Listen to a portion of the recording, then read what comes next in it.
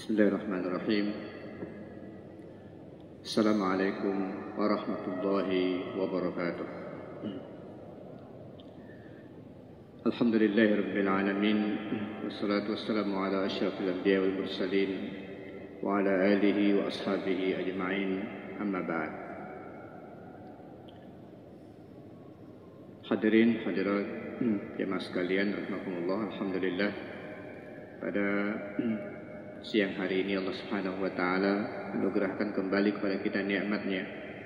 Kita dapat melaksanakan salat zuhur berjamaah di Masjid Raya Mujahidin ini.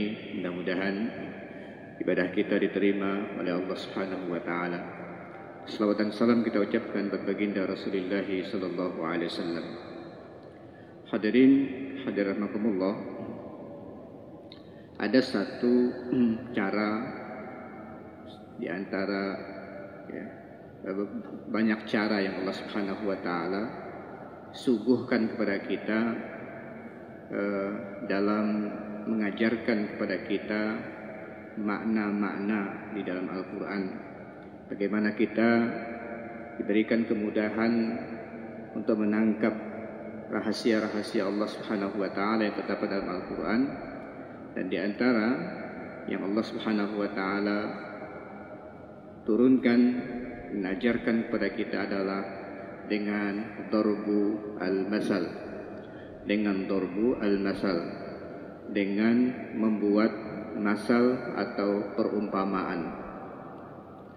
Allah Subhanahu wa taala banyak sekali menggunakan perumpamaan di dalam Al-Quran dalam rangka untuk menjelaskan makna kepada kita, agar makna yang kadang-kadang samar atau sulit kita bayangkan menjadi mudah dan mudah untuk kita pahami.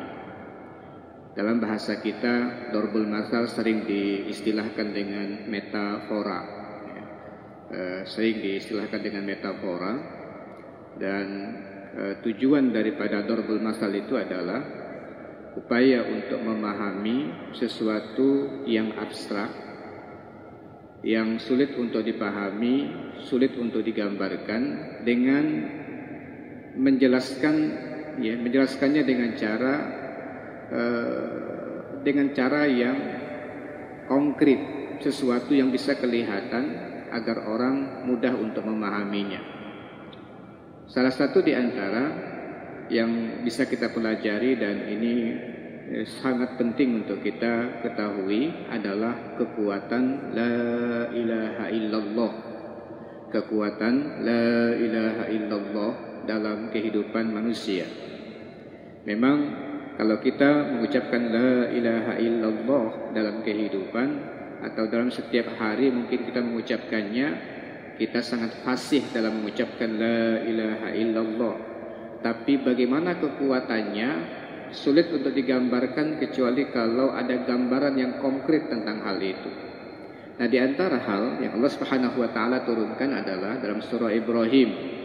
Allah Subhanahu wa taala menyatakan, alam tara kaifa daraballahu mathala kalimatan thayyibatan kasyajaratin thayyibah asluha thabitu wa far'uha fis sama' tu'ti ukulaha kulla hinin bi'izni rabbiha. Tidakkah engkau, wahai Muhammad, memperhatikan bagaimana Allah Subhanahu wa taala membuat perumpamaan? Bagaimana Allah Subhanahu wa taala membuat perumpamaan?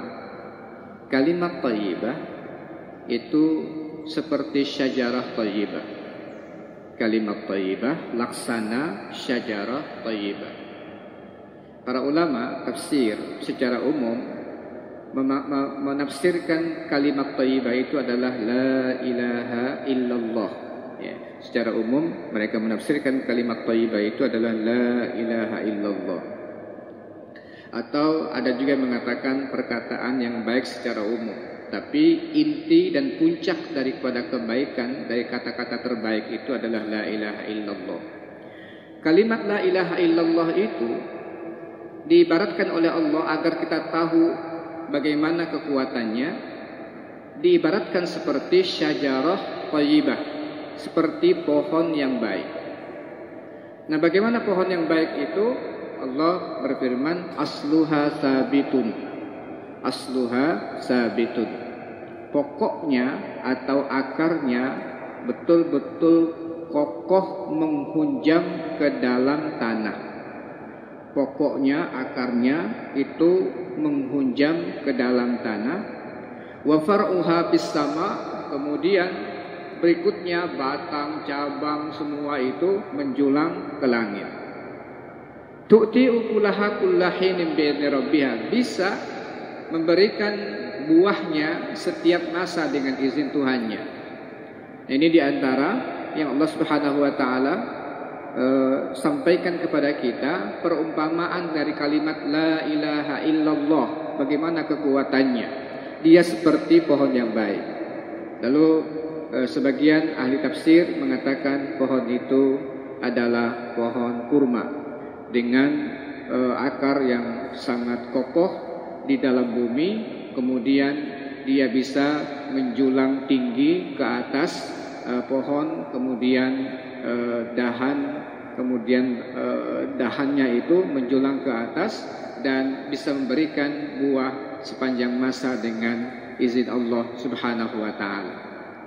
Lalu kalau kita hendak memahami tentang la ilaha illallah supaya mudah, maka pahami tentang pohon dulu. Begitu caranya.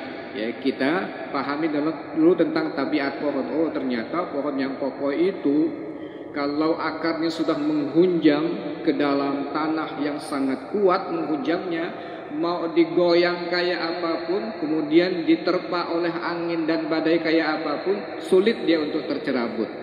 Oh, ternyata seperti itulah kalimat la ilaha illallah itu, kalau menghunjam ke dalam hati manusia, ya, kalau menghunjam ke dalam hati manusia, sulit untuk digoyang. Nah, ini perumpamaan, cara kita untuk memahami bagaimana perumpamaan dibuat oleh Allah Subhanahu wa taala pada di dalam Al-Qur'an tentang beberapa hal. Nah, di antaranya hari ini kita belajar tentang la ilaha illallah. Dia sangat kokoh. Kalau dia menghunjam ke dalam hati kita, kekuatan ini sangat sulit untuk digoyang. Kemudian selanjutnya adalah dia tidak hanya berada di dalam hati, tetapi pohonnya ini kokoh. Pohonnya itu menjulang ke langit, artinya kelihatan gagah, ya, dan tampak jelas. Siapapun yang ingin melihatnya, kelihatan jelas ini pohon. Bukan pohon yang merambat ke tanah, bukan sesuatu yang susah untuk dilihat. Dia tampak gagah, ya, dia tampil gagah karena dia menjulang ke langit. Nah, ketika kalimat la ilaha illallah itu betul-betul menghunjam ke dalam hati, maka akan tampak dan kelihatan kokoh juga, kuat juga pada batang dan pada dahannya itu. Makna pohon dan dahan itu adalah syariatnya menjadi bagus. Ketika kalimat tauhidnya bagus, la ilaha illallah, maka amalan-amalan orang itu menjadi kokoh juga, menjadi subur, menjadi bagus. Jadi kalau kita ingin melihat, kalau batang sudah berpenyakit, ada masalah, pasti pokoknya itu nggak bagus. Maka kalau ibadah kita kurang bagus, sebenarnya ada masalah pada akar yang harus dibereskan. Ini cara kita untuk memahami pohon ini. Ketika dia kokoh, ketika semangat betul kita untuk melaksanakan perintah Allah, biasanya pada saat itu iman kita sedang kuat-kuatnya. Nah, ini makna, ya, bahwa batangnya kemudian cabangnya itu menjulang ke langit, kemudian memberikan buah setiap masa dengan izin Tuhannya. Nah, ketika kalimat la ilaha illallah itu terhunjam kuat, kemudian amal soleh itu dilaksanakan oleh manusia dengan perintah-perintah syariat itu, maka dia akan berbuah dan akan dirasakan oleh banyak kalangan. Jadi kalau ini kita ibaratkan, kalau ada orang yang mengatakan la ilaha illallahnya bagus tapi amalnya tidak baik, ini pasti ada masalah, ya. Mungkin dia bagus mengucapkan la ilaha illallah ucapan, tapi dia kurang menjelaskannya atau memaknainya dengan baik dalam perbuatan sehari-harinya.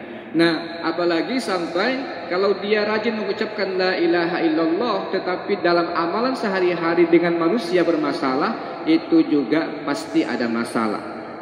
Salah memahami kalimat la ilaha illallah maknanya, kemudian mungkin dalam amalannya tidak sesuai dengan apa yang disampaikan oleh Nabi SAW, sehingga ya nanti dalam prakteknya pun tidak benar.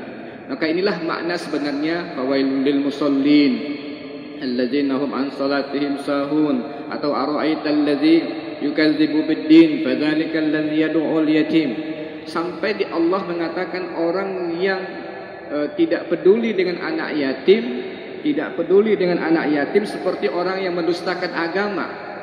Nah, ini masalah buah. Ketika tidak ada buah di tengah-tengah masyarakat, maka beragama itu oleh Allah Subhanahu wa taala dikatakan kita ini masih dianggap pendusta.